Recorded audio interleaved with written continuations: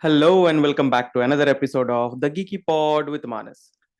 Today's episode is a very special episode because in our normal podcast we talk about career, we talk about various career opportunities and how one can reach there. But with all those options, when you try and you keep failing, it becomes a lot of stressful. Our mind becomes stressful, we become anxious, and it causes maybe depression. So with all this combined is what we call as mental health. So today in this episode, we're going to talk about mental health, how various stimulus or stimuli impacts one mental health, what are the various ways our mental health can be improved, what are the nutritions one should have so that their mental health is improved, how meditation and how exercise helps to keep the mental health in check. So today in this episode, we have one PhD student, Sujata Sinha, who is working in this field of neuroscience. So she will enlighten us today in various aspects of mental health and how neuroscience can help to cope up with this mental health. Join me in welcoming Ms. Sujata Sinha. Please like, share, and subscribe to this channel if you like the content. And it's been observed that 93% of you are watching the videos. However, you are not clicking that subscribe. Please hit the subscribe button. It's not that difficult. Just hit it and watch the podcast. Thank you. If you are listening to this podcast on Spotify or any other audio platforms, please hit the follow button, rate this podcast.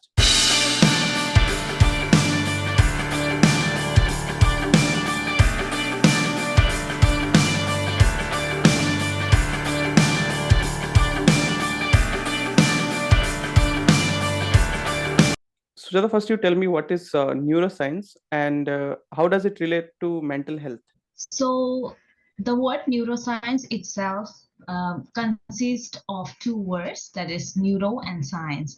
So basically it is the study of how the neural systems work in our body, um, and how it is affecting and controlling and coordinating the different systems of the body.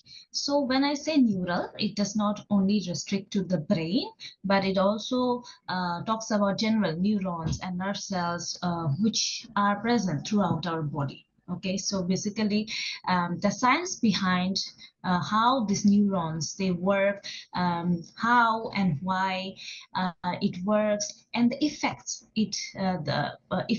they have on the physical, mental, psychological, and also on the behavior of an individual. So all this thing can be brought under the big umbrella called neuroscience.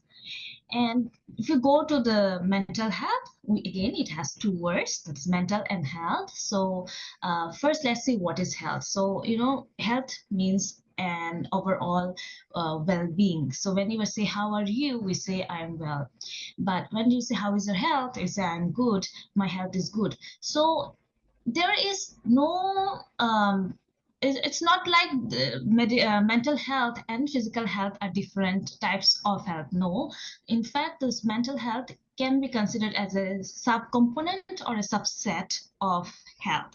So if you go into the dictionary or in the textbook of medical students, so health is defined in not only in terms of physiological or the physical health, but it also refers to the mental health. So what is this mental? So mental is more related to the processes which involve our thought processes or feelings or emotions, all these aspects which are a little bit different from the physical ones. So how we can relate this neuroscience to mental health? Of course it can be related because our brain, which is controlling, which has taken the responsibility of controlling all these thought processes, and how exactly it does and what is the background story, I think we can talk about it in the rest of the podcast. All right. So now you mentioned that neuroscience is the study of neural network within one's body. And so how does it relate to brain and what functionality of brain actually controls the mental health? Exactly. So basically, you are meaning that how does the brain work? So one aspect is that this is a good question because we do not have any definite answer for how does the brain work. Okay, so there is like this neuro research in neuroscience has been continuing since ages, more than centuries, okay, more than 2 centuries. And every time with the advancement in science and also in technology, we find new discoveries, and the functioning of the brain keeps on changing and maybe also redefined. Like for example, um, like maybe let's say 100 years ago, there were like scientists used to believe that in our brain there are certain areas which are responsible for specific region. For example, we say, okay, this particular region of the brain is responsible for producing speech. This particular brain is particular part of the brain is responsible for regulating emotions or memory. But today we know that no, it's more like distributed system in the brain. So it's like more than one part of the brain can be involved in let's say emotional regulation. It's not only, let's say we have two parts like amygdala. Earlier we used to think only amygdala is the primary source of emotion regulation, but today we know there is hippocampus, which is also primary source for memory formation. It's also responsible for emotional regulation. Now, the how the neural systems work in the brain, this is a very complex process, I would say. But as we know that the brain actually emits or produces the electrical signals, and we would like to say more like electrochemical signals, because there are some chemical reactions going on, and because of these chemical reactions there is ionic how do you say, ionic exchange. And you know, when there is an ionic exchange, there is an electrical conductivity. So this is how, for a layman, I would say, this is how the brain works. um, Also, I should tell you something. The brain works in a very systematic and mathematical way, and this is why maybe, like, in computer science we learn about artificial neural networks, and the model of ANN is mostly adapted from the structure of the brain.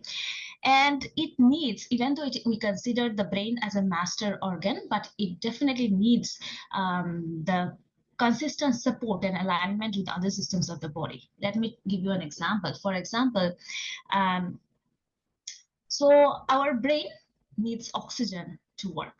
Okay, so even if a person, like a normal human being, does not receive oxygen in less than 5 minutes, less than 3 or 4 minutes, uh, uh, that person is definitely going to suffer from something called hypoxia. Hypo means lack and oxia means oxygen, so lack of oxygen, which may even lead to his or her death. So which means the brain needs the support of or you can say the nervous system needs the support of our respiratory system. Similarly, there are certain cells, not only the neuronal cells, which are conducting this electrical signal communication, but also like glial cells and other brain cells, which help in cleaning the brain, or which it's like garbage collectors, or help in repairing when the brain cells degenerate. So those, for the repairing and for the regeneration of the neuronal cells, you need nutrients, and that is provided through so in that case the digestive system comes to play. Now, for example, for the oxygen to reach the brain cells, the oxygen needs to be carried by hemoglobin, and that requires the role of the circulatory system. So this is how brain works. So when we define how the brain works, we cannot simply define by what is the role of the brain. In fact, there are the other systems of the body which are helping the brain to the work. Now, when it comes to you are saying that how does it play in our mental well-being? Of course, first we should understand that there are, out of many, four primary factors that can define our mental health. Like, for example, the personality of a person, mood, the anxiety level, and also psychotic aspects. So by personality means a person, how does he talk, or is he usually joyful person, or just a expressionless person? This kind of factors can be considered in defining a personality of a person. Mood, it depends upon the emotional level. Like, for example, are you very excited, or are you like you're not excited, you're feeling low at a given particular time and good. particular space. Anxiety, we know that some people are more anxious than the others. And then the psychotic, it more relates to the imagination and illusion. So when we say psychotic behaviors, we see in some patients, then we look for symptoms like whether that person is suffering for illusions or something. Is that person imagining something which does not exist? So, if a typical person at a given space and at a given time has a good mood, and is less anxious and has control over his or her thoughts, then we say that the person is generally in a good mental health. Otherwise, when it goes to an extreme level, and then when all these factors go at a chronic level and that the person starts requiring the medical help, then we term it as mental illness or mental disorder. Like, for example, depression, anxiety disorder, bipolar disorder, or schizophrenia. So there are various regions in the brain controlling this, and it depends upon the input that is being sent to the brain, and the brain processes it. So if a person sees, so for example, Manas, I know you as a very calm and you don't take tension. Usually you are a very happy person. Okay, I have seen you and known like this. Now, for example, if you see something, a very bad accident while traveling from one place to another, so basically you are giving the stimulus, and very, very bad or uncommon stimulus to the brain. And that kind of changes some hormonal level or the neurotransmitter in your brain, and that affects the chemical balance. Okay, and that difference in the chemical balance can change the electrochemical signal processing, and that will affect those areas of the brain that are primarily responsible for the emotional processing. So you see, for example, I was reading a recent study which says that in people who are very stressful and who are trying to coping up with the stress, they have higher activity in the amygdala region. So amygdala is one part of the brain, but which is not usually, that is not hyperactive in kind of like normal being. Yeah. So now you also mentioned that meditation and doing physical exercise gives a mental boost to our mental well-being. So how does it actually work? How being physically fit and mentally meditative state, how does it help in one's mental health? That's a good question again. So let's talk about meditation. So in general terms, meditation, when we are saying we do meditate, or people usually say, okay, meditate on certain thing, it means more like focusing. In layman terms, we can relate it to focusing or concentrating on certain aspects at a given space and at a given time. Now, how it affects our mental health. So, throughout the podcast so far, I have always been using the word stimuli. And I've always told that one of the ways how we can keep our mental health in good condition is to reduce the stimuli. That is, reducing the factors that could cause distractions to yourself. And one of the ways to achieve that is through meditation. Now, when we say meditation to a common person, the first image that is created in his or her mind is to meditate means to sit down, and then close your eyes. Okay, and then to prevent thoughts to come in.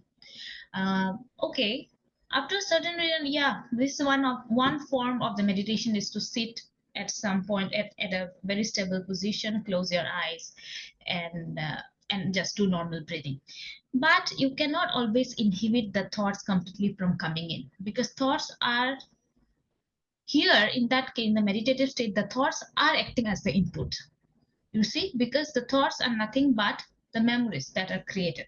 Brain have been created. So now brain is giving you those thoughts as the input, and that might cause distractions to you.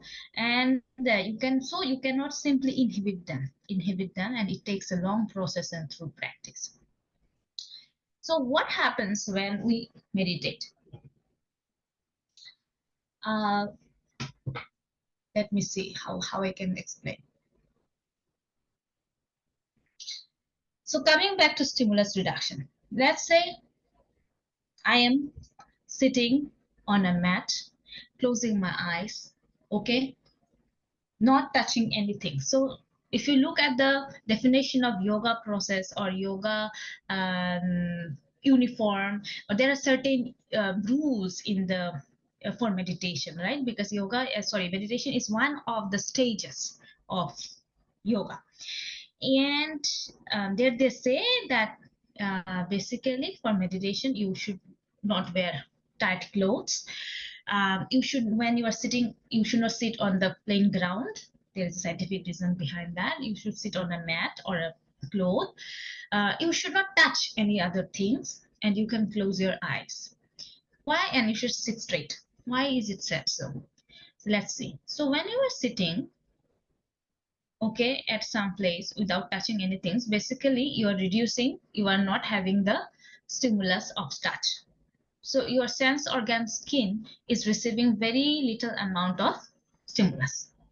When you're closing your eyes, a huge amount of information or stimuli are being stopped at that moment. Okay, maybe you can still hear some sounds, but auditory stimuli is still limited. That's why people usually say go to a calm place, a quiet place, or meditation. That is the best place, because you are inhibiting the distractive sounds.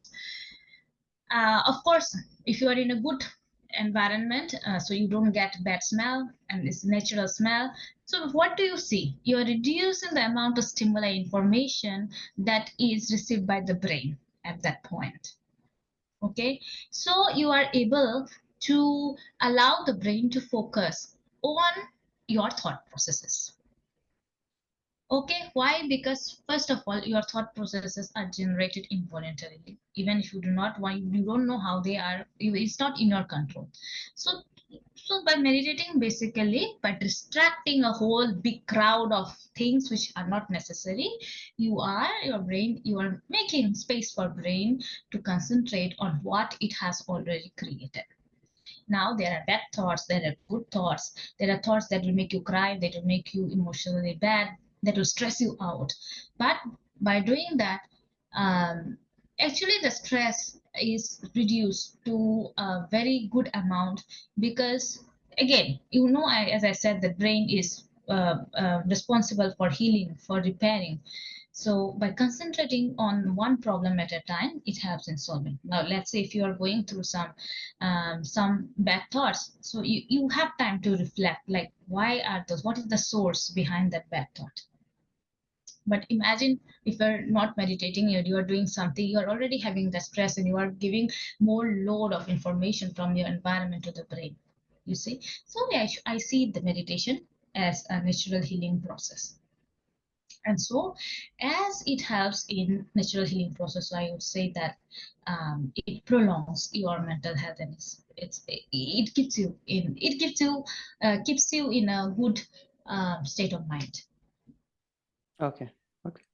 Now, having said all this, food is very vital part of our day-to-day life and to survive.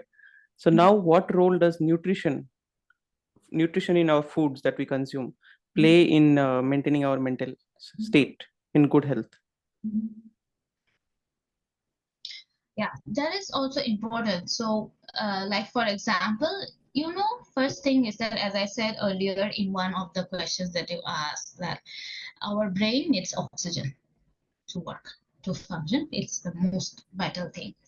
But it also needs the nutrients for its repairing, for cleaning the garbage in between the neurons.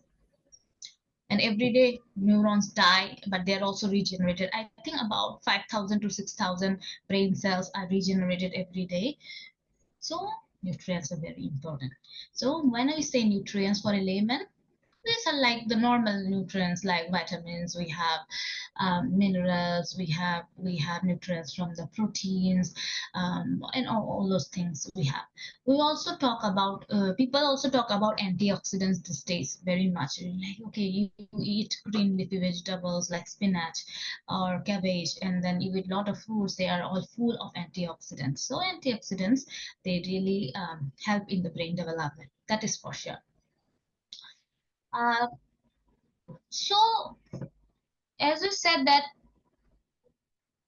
what food we are taking, like the brain, apart from the nutrients, is responsible. The brain also needs the ATP, right? We learned in biology classes like ATP is the source of energy, and that is obtained by respiration, like that is the breaking down the food that we eat. So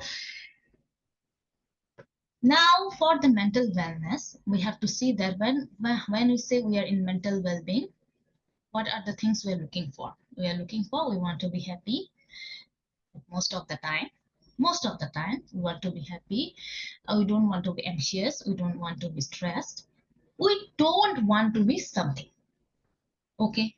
So basically, you need to choose the food wisely. So now, for example, if you are consuming all the while red meat. Let's say red meat is very highly energetic, right? It is very hot. I don't know what you call in Indian texts. Like, for example, if you go for Ayurveda, they have classified food into three categories based on the energy it contains.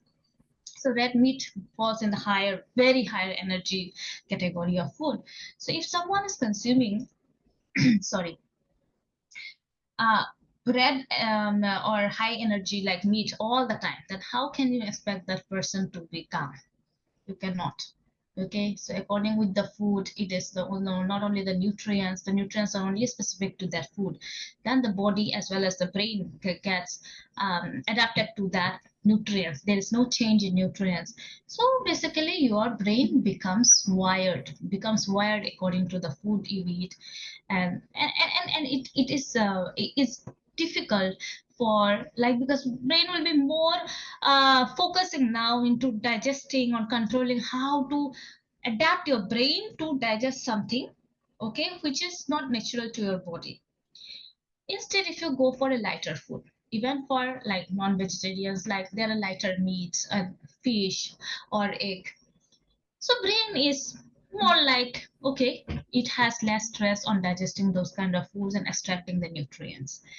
So it's not only the importance of nutrients that are vital for the mental health, I would say, but it also depends upon the food you eat, the source, okay, the food, and also the time you eat and how you consume it. Now you say, let's say, okay, I'm having all types of good food. Okay, I'm doing meditation, I do physical exercise, and I should be happy at the end of the day.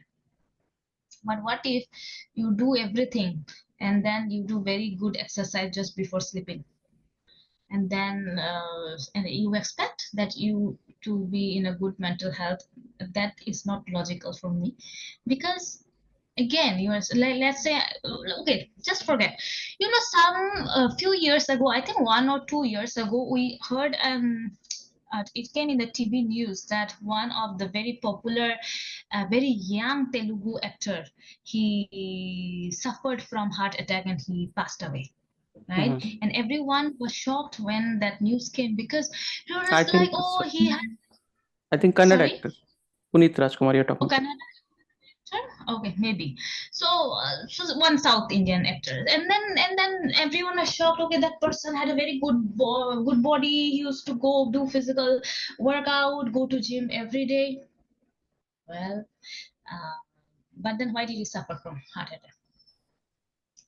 So the thing is that he was doing over excessive exercises, and in building he was more focused on building muscles. Now what happens when there are more muscles? Your heart needs to pump blood, right? So it exceeds the limit of the pumping blood, and then it just breaks one day. So similarly, for the mental well-being is also like that. If you want to regulate the well-being, so you have to look at, you have to be conscious about what you are eating. I'm not saying for non-vegetarians like you don't eat non-vegetarian. No. It's your choice to eat food, but also make sure that how much quantity you are eating. Are you eating with sufficient vegetables and fruits? Because fruits give a lot of antioxidants, a lot of nutrients that are very important for your whole body development. And that's why I think everyone should consume fruits. At least fruits should be a part, like at least in the afternoon or in before sunset. You should have at least one bowl of fruit every day. So I think I'm talking more about the food timing more than the nutrients, because like you get the nutrients from the food, and for that you need to choose the right food, when to eat food, and how to consume it. Right, right. So now we have social media all around us. We cannot avoid. We have technology all around us. We cannot avoid. But how much do you think those technological advancements around us are putting stress on our mind, stress on our mental health, and how they are reducing our mental capabilities? And if you see most of the young generation, including us, and I'm taking my example, my screen time is very high. If you screen time, I mean, I'm the time I spend on my screen devices is very high. It comes around 15 hours or more. So that is actually putting a lot of stress in human beings. So how do you see that, and how much impact do you feel that is having on mental health? Yeah, that has actually, because by first of all, our body naturally is made for seeing, perceiving, or processing the natural stimuli around us. Natural stimuli means that is available in nature. Okay, whatever you see. So when you are spending longer time on this, using this electronic gadgets, so all those are artificial stimuli. So our brain has kind of adapt itself to process those stimuli. Now, I would like to mention one thing, Manas, here is about neuroplasticity. You know what is plastic? We say there's a thing is made of plastic is because you can deform it into or mold it into any form or shape you want. So our brain is is very plastic in nature, and it is called neuroplasticity. It means that if you want, you can wire your brain according to what you want. Let's say you are continuously looking at using your phone all the day and night, day and night, day and night. So your brain is getting wired according to that. So at after some point of time, it is no different than people who consume alcohol. You will start suffering from withdrawal symptoms. It becomes after some time, even that habit becomes subconscious processing, and even you don't know that how you want your phone. If you don't find a phone near you for 1 second, you are like stressed. Oh my God, where is my phone? Did I leave somewhere else? Or is it in silent? Or is there no charge in it? So how am I going to find the phone? And then you run and ask your friend, oh, can you please call me? I'm not finding my phone. This is what happens. These are all stress. See, even for 1 second, you have lost your good mental health state of mind. You see how it happens. So when you are continuously doing like you said, you have longer screen time. Of course, you need those for your work, but you should also know that you are making your brain wire according to that. So after some point of time, when you will be like, let's say at the age of 50, 60, or 70, now when you want really okay, I don't want, I'm fed up of my these things, I want to be more, I want to dwell in the nature, and then I want to go here and there, I don't want to be in front of the computers.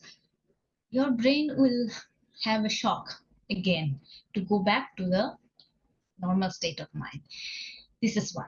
How is social media affecting our brain? It's a lot. For an example, one of the misuse of social media is by imparting a false or half knowledge. Okay, like for example, mental health itself is a half knowledge to many people. Like I said, one of the misconception is that people think mental health is equivalent to this. No.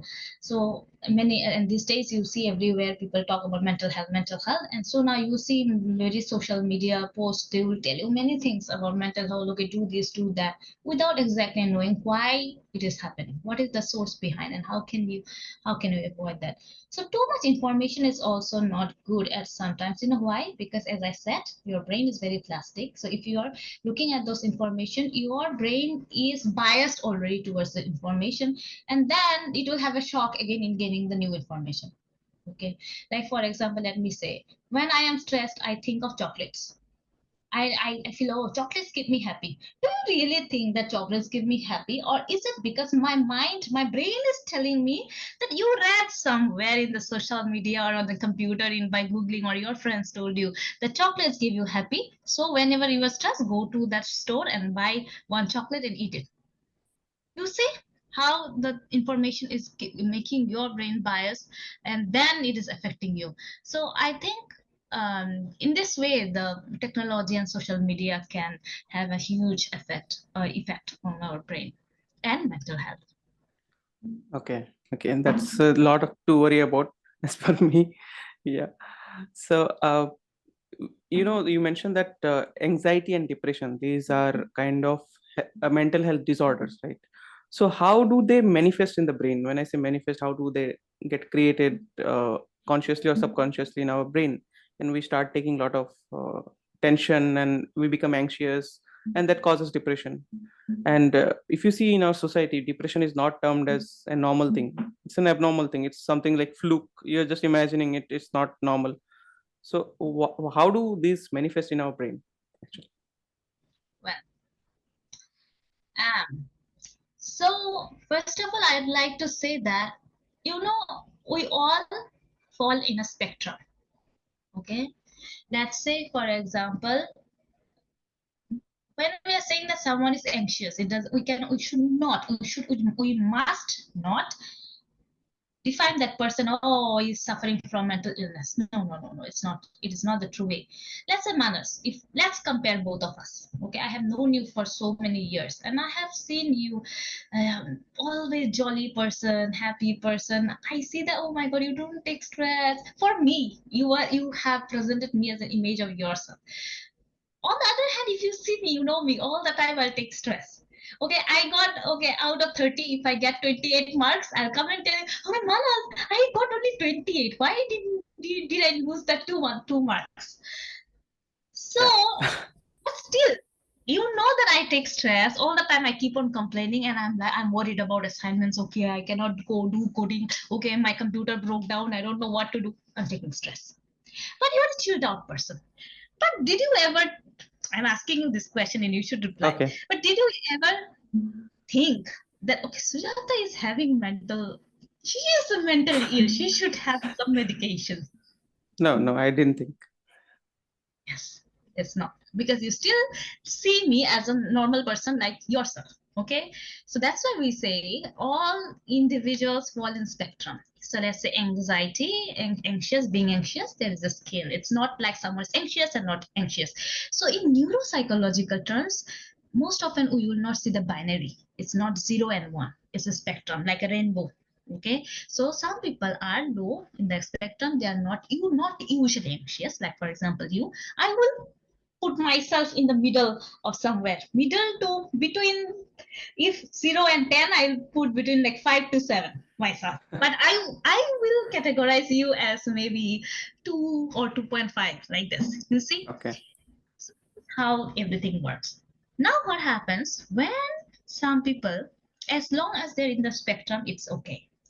As soon as people, based upon the environment, based upon the factors, based upon the situation that person is in, not only the environmental factors, the social factors also play a very important role. Okay, like stress and all this in these days are mostly related to the workplace. Because and you are ambitious, and you see the more the person is ambitious, the more the person is stressed, because that is expectations, and expectations require creates a stress. So when the person crosses and just nears towards the end of the spectrum, that is a red light warning. It's like a not red light, it's a yellow, red, yellow, green, red, yes. So it will be like orange between yellow and red, and this is signaling that something is wrong with you. And that is what you have to recognize. So when you said that how it manifests. No, it's not a one-time thing, or it's not. I will not say forgetting about the genetic factors. Let's talk about the non-genetic way. It's not a one-time thing, and it's not like 1 day or 2 days or 1 year. It takes time. It manifests with time. It manifests with time. Like for example, I talked about neuroplasticity some time ago. So basically, your brain is stress, and you are not giving time to the brain to say that no, just forget about this stress. So what happened? This brain is accumulating all the stress things, and it is very very good. The brain likes everything to form all the things that you see and hear and all your thoughts into permanent, right? Which is called memory. It consolidates into memory. So when it happens, as I said, the brain also does top-down approach. So you are already creating, because of this repetitive stress and anxiety, what happens over time? The brain is already creating a percept. Okay? And that perception will start influencing your sense organs. Now, for example, if I am not being conscious, if I do not give a break to the brain, I'll always be anxious with the exam. Okay, I'm anxious about my exam, anxious about my assignments, anxious about the deadlines all the time without giving break. Now, after a certain amount of time, the brain will say that, okay, so I have I have created a person.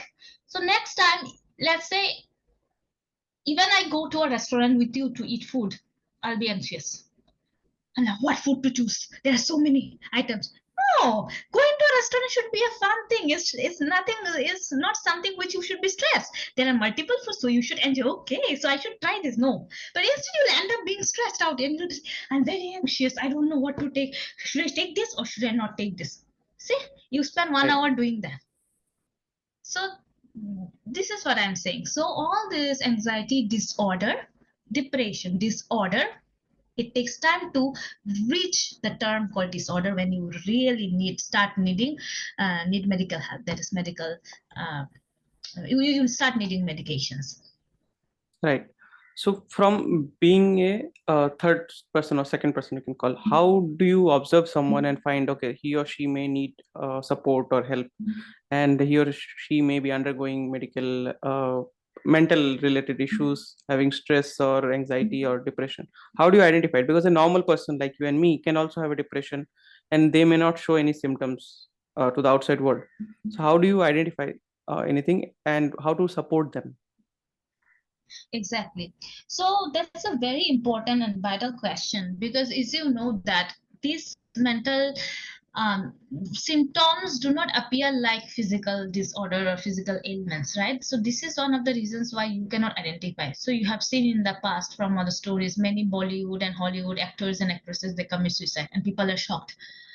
I was talking with them yesterday morning, they were completely fine, but they commit suicide. See, we look only at the outer appearance. So if you want to identify, it's a very challenging. Honestly, there is no rule. There is no defined way to identify if someone is going through. So the responsibility or the onus is not only on us to identify, but it is also on us, the responsibility of that person who is going through that. At the first place, he or she can help himself. It's not us. First, we come as a secondary, but the person who is suffering is the primary person who can solve that problem. And the best way is to talk out, to approach without hesitating, just to someone, and that person needs that. Listen, I have to talk out. I am going through this, and I feel this is not normal. This is the way you start, and the other person should be ready to listen, and to just to listen. It's not necessary that the person has a solution for that, but even that person talks out, you will eventually come to know get. Like for example, you will see that person is saying, I'm not well, I don't know why, I have everything but still I'm not happy. And then you ask the question like, how long have you been feeling this? So based upon the time, you can identify, okay, so this is not good, this is not recent. If it is recent, it's easier. If it is not recent, you may say, then you can ask the question, how often do you feel this? So if it's all the time, that is dangerous. If all the time, that may person might be lacking sleep, and then you can see through some physical things like that person is not is not looking good. You look, that person looks as if he or she did not sleep for a long time, maybe suffering from insomnia. On the other hand, some people who are depressed, they tend to sleep more. Okay, so if you are seeing that that person is continuously for 2 weeks or 3 weeks not sleeping just 8 hours, but maybe 10 hours, 12 hours, and just getting fatigued after every 2-3 hours, and they say, I want to sleep, I want to sleep, which means the brain, as I said, the brain is a very good healer. So the brain needs that person to sleep so that it heals the mental uh, the mental environment of that person. So I think the first step is that the person comes out and talks and talks, and the second person is that the other person should always be there to listen to. So it's like saying that, we may have friends, but still we may feel lonely. So again, the loneliness comes here. So you need to find at least some one person. If you don't find anyone, just go to a psychologist or a counselor and just pick it yourself. Um, so answering to your question is a difficult one because it needs a lot of practice, which psychologists and psychiatrists they have, because they have been trained to identify those symptoms. Right, right. So now, in the field of neuroscience, what technological advancements or what kind of advancements can be done, or maybe already there, which can help a person with mental problems? Yeah.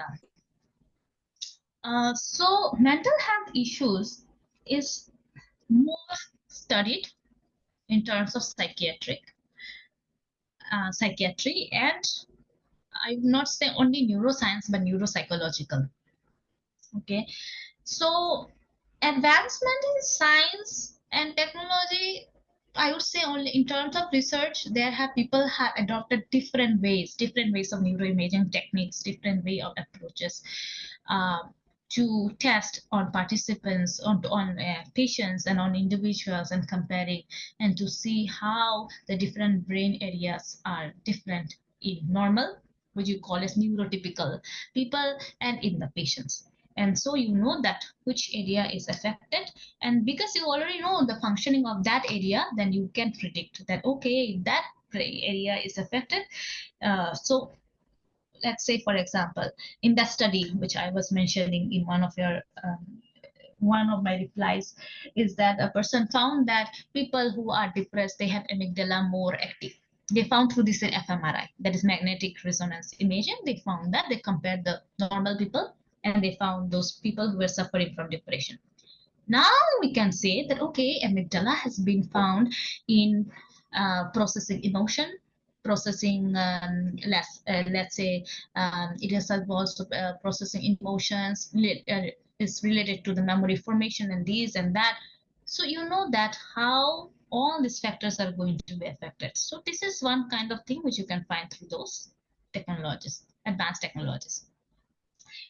Looking at the psychiatric way, people let's look at the medication side. For example, there are a lot of advancement in medicines. Okay, what are the people who are suffering from the disorder? Now they are categorized into disorder. So you need medications. So there is a lot of development, and still research is going on throughout the world.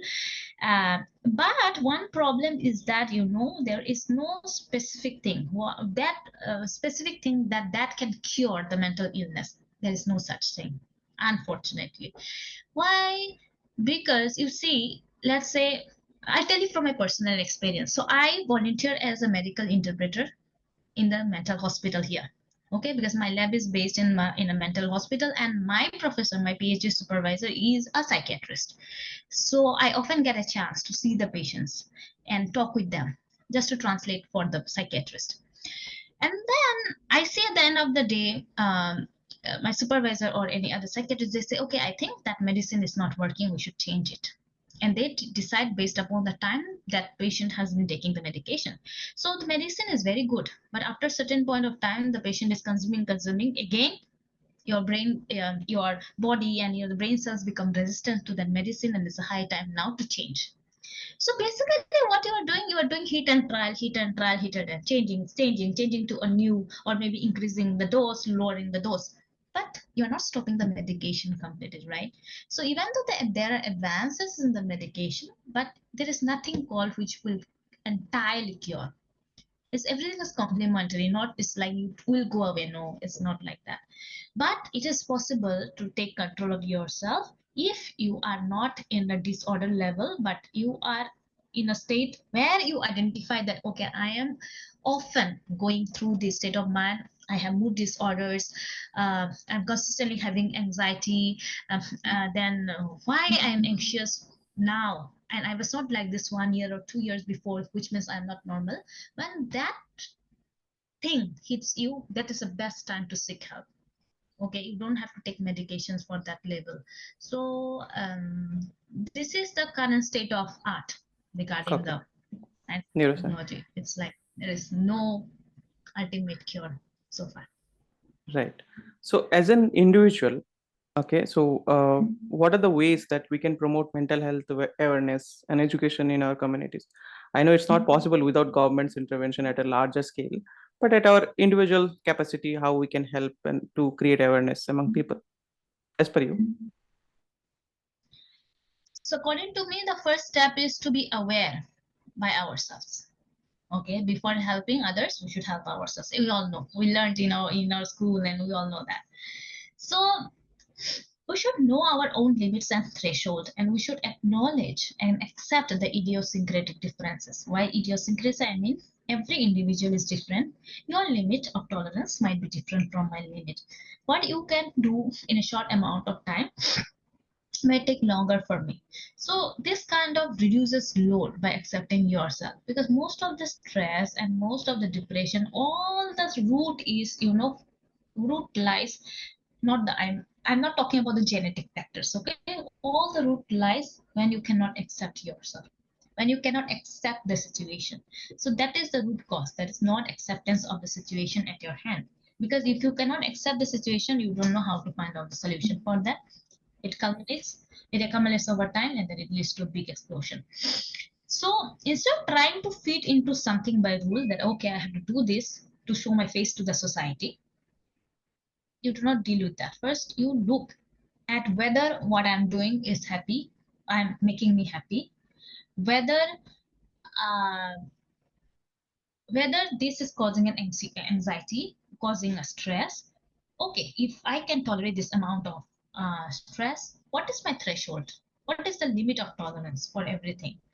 So you need, because when you are in a competitive world, of course, stress is inevitable. You have to take stress on all this. And stress is what? What is stress? Stress is something which is beyond your comfort zone.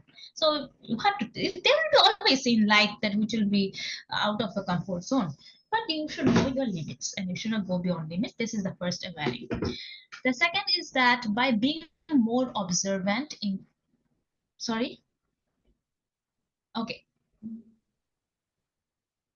Okay, Continue. so by being more observant and including awareness about mental health in the textbooks, I think mostly in India, especially because I studied in India, we do not talk about this mental health aspect in any of our school textbook, right? We study biology. What do we start with biology? What is biology? What are cells? Then we go to organs, then this and that, and then, oh, if you break your bone, what happens? This and that, finish. Right. Wow, we never studied about the mental aspects. I think there should be at least one chapter about that. There should be free counseling service in every school. Like, for example, one thing interesting fact I find that even myself, I did not practice mental health thing when I was back in India. Maybe because I did not feel it is important. But when I come here, because the government and everyone is investing so much money and time on this mental health, believe me, that you are forced to start thinking about a mental well-being. Okay, so what I see is that, for example, I have one supervisor who is taking care of my research, and I have a mentor. And a mentor is someone outside the department who is not aware of my work, not he or she does not care about my work, but he is there to support me. Now, let's say something is causing stress due to the work, and I am not comfortable talking with my supervisor. He is always there to listen to me. So Okay. this is how for all the students it is provided here, and I really appreciate that. Although so far I did not need to go to my mentor, but it is very good. People do take help from the mentor. So the mentoring, that is the first step. And then based upon the situation, the mentor will decide that, oh, you need maybe psychological treatment or counseling, maybe you should go and see some psychiatrist, and so on. So I think this kind of hierarchical support is very important at this point. Especially from the schools or the colleges and universities in India, I would say. The third point is that awareing the parents, because parents are very good in inducing social and peer pressure. Okay. Like for example, they will say that blind day, oh, why you got 60 marks in the math? That person goes to the same tutor as you, studies in the same class, same school. He can get 100 marks in maths, but you score 60. Finished. The parents are so innocent. Sometimes they think they're motivating their child, but actually you don't know what is going on in the mind of the child. Yeah, so the concluding lines is that I think childhood factors play important role. Parents should be made aware, schools should be made aware. Always ask for help and provide help, and acknowledge the importance of a counselor in the society. That is very important. Since you have reached till the end of this podcast, you definitely have watched or listened to the entire podcast. Thank you for watching or listening. Please hit the subscribe button, like it, share it, comment your views against this podcast. If you feel this is helpful, please share with your friends. Please share this podcast over social media.